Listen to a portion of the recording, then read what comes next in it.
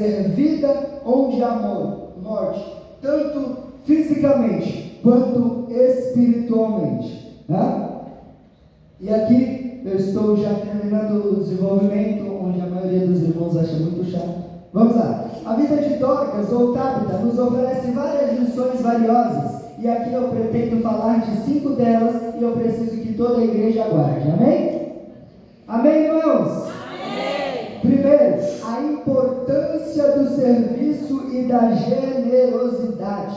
Dorcas é descrita como uma mulher que sempre fazia boas obras e dava esmolas, conforme Atos capítulo 9, verso 36, onde lemos: isso nos ensina que a fé cristã deve se manifestar em ações concretas de amor e serviço ao próximo. A generosidade e a disposição para ajudar os necessitados são características fundamentais para todo e qualquer cristão ou discípulo de Jesus Cristo, como era essa mulher.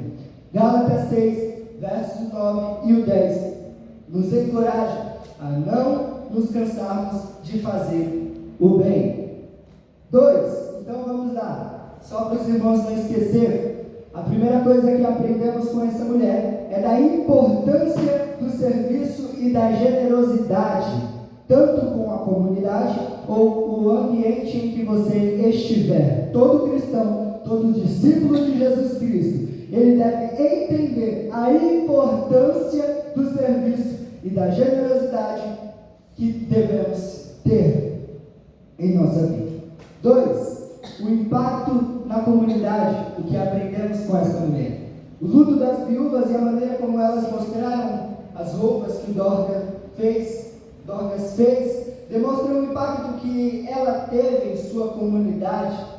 Isso nos lembra que nossas ações podem influenciar e transformar a vida de outras pessoas. Cada ato de bondade pode ter um efeito duradouro na vida dos que nos cercam, né? Mateus 5, capítulo 16, nos exorta a deixar que nossas boas obras brilhem diante dos homens, para que glorifiquem a Deus. 3, então, perdão. 1, a importância do serviço e da generosidade, para quem quiser anotar. 2, o impacto na comunidade. E 3, a esperança da ressurreição. É o terceiro ato que vemos na história dessa mulher. A ressurreição de Dorcas por Pedro é um poderoso testemunho do poder de Deus sobre a morte.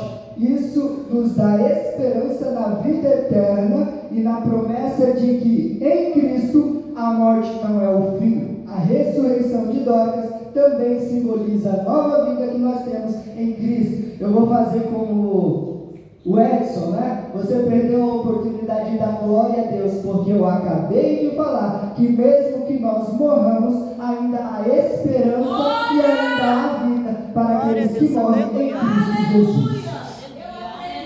3, a esperança da ressurreição. Acabei de falar, ainda que esteja morto, viverá pelo poder da gloriosa palavra de Deus. João 11, 25, ainda que morra, viverá. 4, o valor das mulheres na igreja é o que demonstra, ou é o que nos serve de exemplo a história desta mulher. E por favor, aos irmãos, eu estou falando de uma grande mulher da Bíblia, mas assemelha-se também à vida ministerial dos homens, ok? Dorcas é uma das poucas mulheres mencionadas de forma tão significativa no Novo Testamento. Sua vida e o seu ministério mostram que as mulheres têm um papel vital na igreja e na sociedade. Elas podem ser líderes, servas, e isso é muito lindo, porque eu estudando isso, eu lembro um comentário bíblico de um grande homem. Ele falou, né, exatamente isso. As mulheres, elas têm um grande papel na igreja, sendo ou líderes, servas, ou até mesmo agentes de mudanças. Isso é muito importante, porque quando se fala da agência de mudança, ele não está falando simplesmente na vida ministerial de uma mulher, mas também na sua vida cotidiana ou na sua vida diária, seja ela aos adolescentes e jovens na escola ou na faculdade, seja ela para as irmãs e os varões no trabalho ou em casa ou na vizinhança, né? Podemos cada um de nós ser agentes de mudanças, né? Pessoas que foram feitas para mudar a história de outras pessoas, né? Então, e aí Gálatas 3:28 nos lembra que em Cristo não há distinção entre homens e mulheres. Vamos relembrar antes de eu ir para o último. A importância do serviço e da generosidade.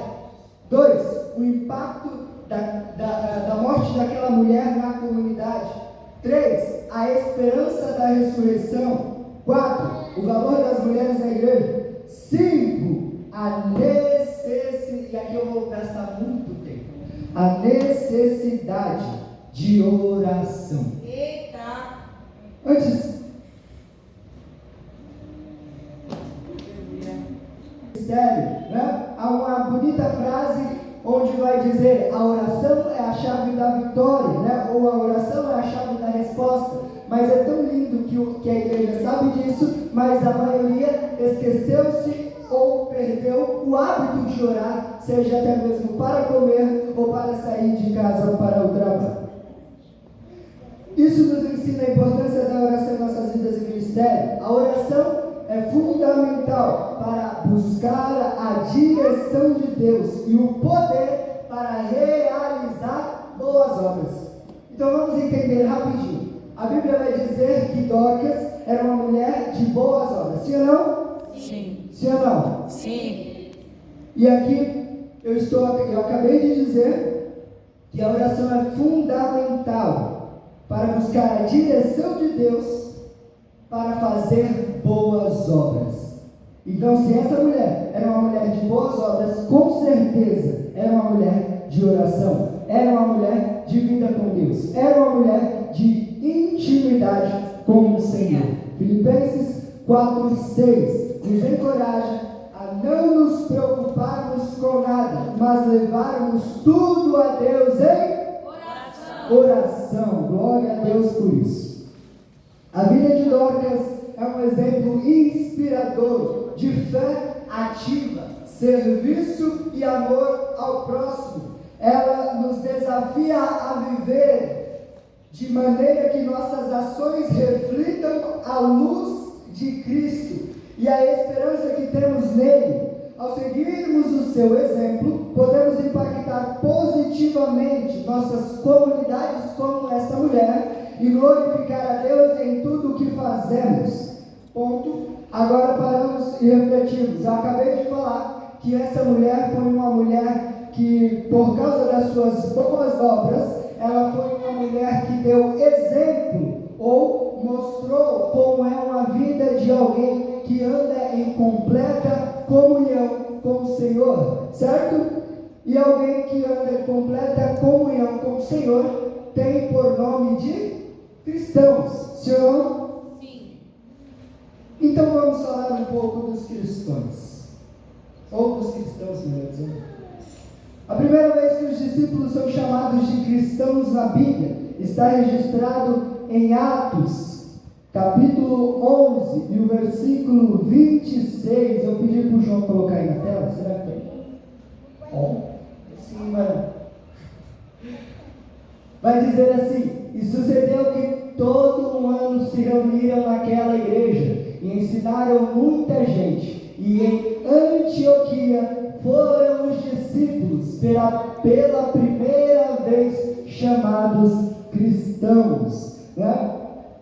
E é interessante saber sobre o termo cristão, o significado de cristão, que significa seguidor de Cristo ou pertencente a Cristo. Ao serem chamados de cristãos ali em Antioquia, os discípulos estavam sendo identificados como aqueles que seguiam os ensinamentos e o exemplo de Jesus. Isso marca uma transição importante na identidade ou dos seguidores de Jesus, que até então era conhecido como os do caminho ou discípulos. O uso do termo cristão sugere que a comunidade em Antioquia reconheceu os discípulos como um grupo distinto, como uma identidade própria. Isso também reflete a crescente aceitação do cristianismo entre os gentios. E daqui a pouco eu vou explicar um pouco a respeito dos gentios. Mas o fato de que o termo foi usado em Antioquia, uma cidade com uma grande população gentia, indica que a mensagem do Evangelho estava se espalhando além das fronteiras judaicas. Isso se alinha com a grande comissão dada por Jesus em Mateus 28, 19 e 20, onde ele ordena aos seus seguidores que ide e fazeis discípulos em todas as nações. O nome cristão carrega um significado profundo, pois implica não apenas em seguir a Jesus, mas também em ser um representante de sua mensagem e caráter.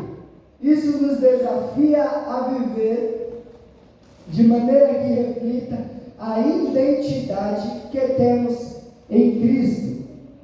A primeira menção dos discípulos como os cristãos em Atos 11, 26 é um marco significativo na história da igreja primitiva. Isso não apenas destaca a identidade dos seguidores de Jesus, mas também enfatiza a expansão do Evangelho e a inclusão de gentios na comunidade de fé. E eu paro aqui rapidamente, porque mais uma vez, como diz o Edson, a igreja perdeu a oportunidade de dar glórias a Deus. Por quê? Porque se o Evangelho não passasse das fronteiras judaicas, eu e vocês não estaríamos aqui de forma nenhuma. Se o Evangelho ele não fosse desenvolvido ou ministrado pelos apóstolos, os discípulos, os cristãos da época, a ponto de serem perseguidos e mortos, nós não estaríamos aqui. Então é motivo de levantarmos a nossa mão e dar graças a Deus que o Senhor usou estes homens para proclamar o Evangelho dele além das fronteiras judaicas. Aleluia!